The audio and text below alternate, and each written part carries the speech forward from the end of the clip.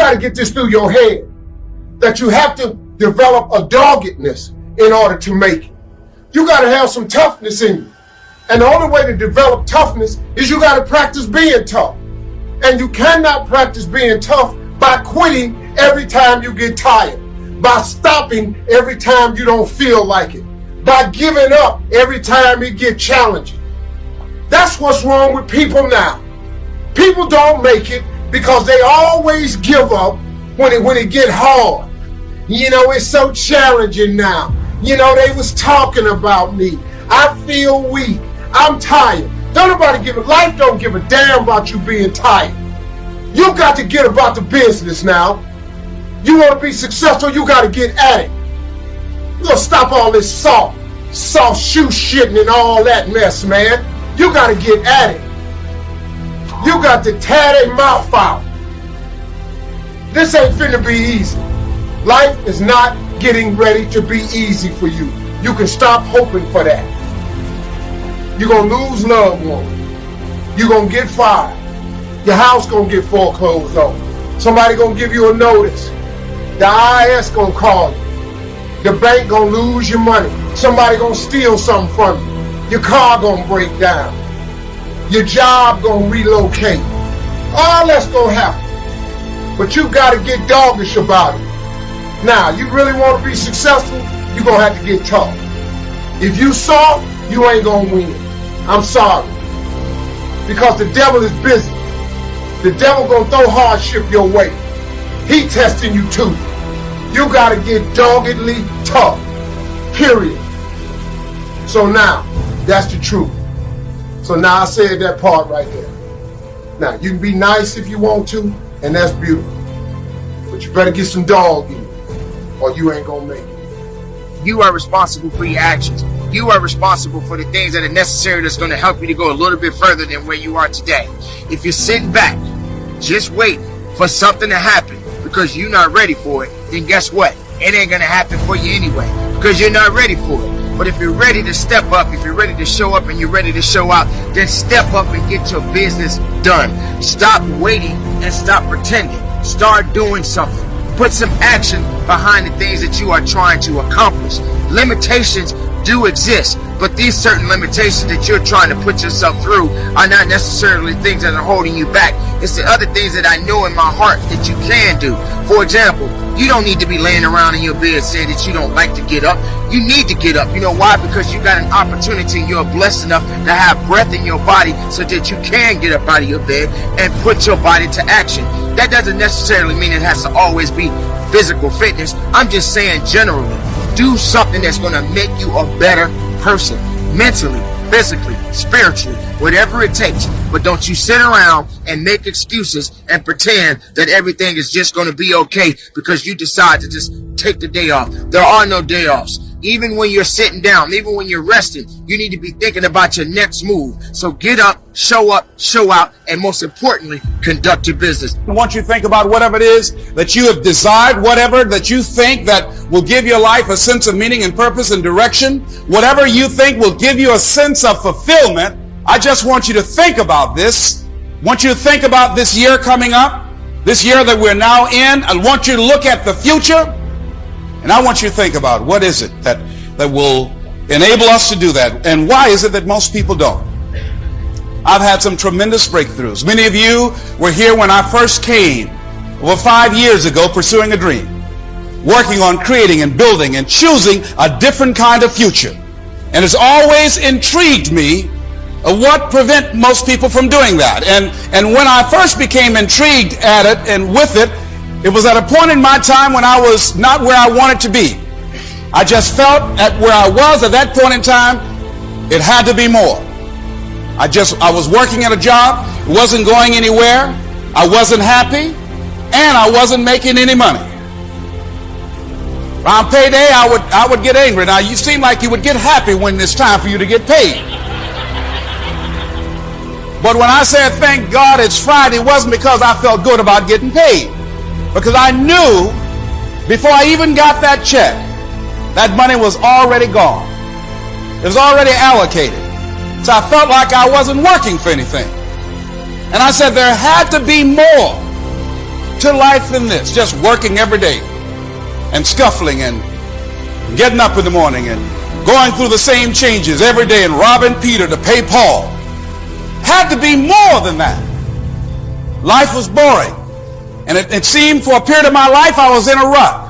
And the harder I scuffled, the digger the hole I dug. Just kept on, just getting deeper. The harder I worked at trying to get out. I said it had to be more.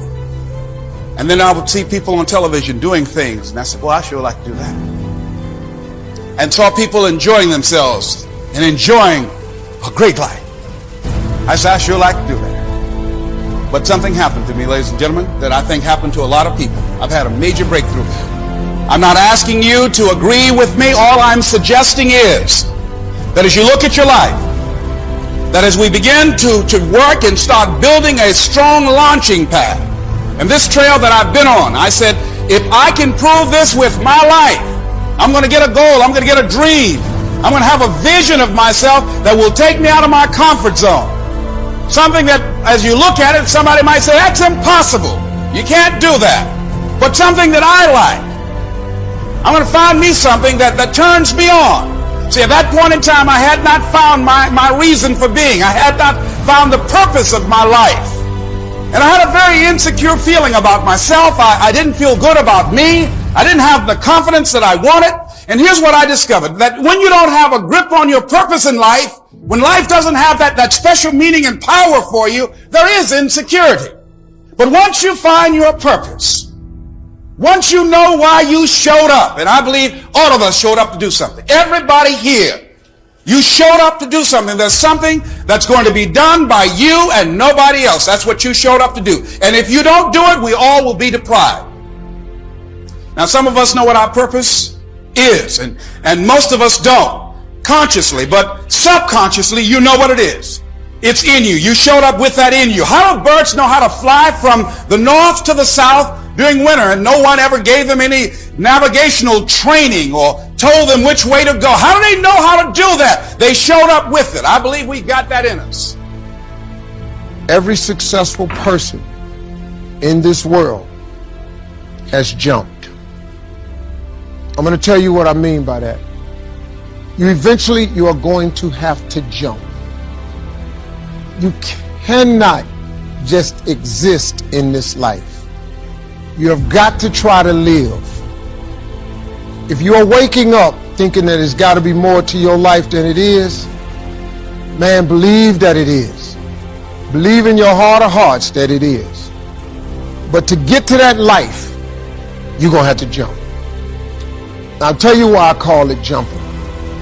See, God, when He created all of us, He gave every last one of us a gift at birth. He never created a soul without endowing them with a gift. You just got to quit looking at gifts as run and jump and sing and dance. It's more than that. It's if you know how to network, if you can connect dots, if you draw, if you teach. Some of y'all fry chicken better than anybody else, bake pie. Some of you cut hair, color hair. Some people do grass. I got a partner, man, never wanted to go out with us because we stayed out too late. Come on, man, go out with. Now I got to get up early, mom, cutting Miss Johnson's grass. We kept laughing at this dude, cutting grass. How much they pay you? He got a landscaping company in Cleveland worth $4 million. Because all he do is cut grass. But he was gifted at it. I got a partner on a detail shop, make $800,000 a year detailing cars. He got 6 mobile trucks running around. $800,000 a year. All he do is detail cars. That's his gift. That's what he loved to do. You've got to identify that gift. Now listen to me. When you see people in life, when you're standing on the cliff of life and you see people soaring by, when you see people soaring, going to exotic places, you hear about them doing wonderful things. Maybe you look up the street and your neighbor just gets a car every year, every 2 years. You know, how is he doing that? Have you ever thought, maybe this person right here has identified their gift and is living in their gift? Because your Bible says, your Bible says your gift will make room for you. Your gift, not your education. You go get an education, that's nice. But if you don't use your gift, that education only gonna take you so far, man. I know a lot of people got degrees, man, They ain't even using them. It's your gift. But the only way for you to soar is you got to jump. You got to take that gift that's packed away on your back. You got to jump off that cliff and pull that cord. That gift opens up and provides the soar. If you don't ever use it, you're going to just go to work. And if you're getting up going to work on a job every day that you hate going to, that ain't living, man. You just existed. At one point in time, you ought to see what living's like. But the only way to see what living like, you got to jump. And here's the problem. I'm going to just be real with you. When you first jump, let me tell you something. Your parachute will not open right away. I'm sorry. I wish I could tell you it did, but it don't. When you jump, it's not going to open right away. You're going to hit them rocks. You're going to get some skin tore off on them cliffs. You're going to get all your clothes tore off. You're going to get some cuts on you. You're going to be bleeding pretty bad. But eventually, the parachute has to open. That is a promise of God. That ain't a theory, that's a promise. His promises is true, because listen to me. You cannot name one single thing God has not gotten you through. Name it. And if he ain't got you through it, he currently pulling you through it right now. And the living proof of it is you sitting in here. If he hadn't got you through it, you wouldn't even be here.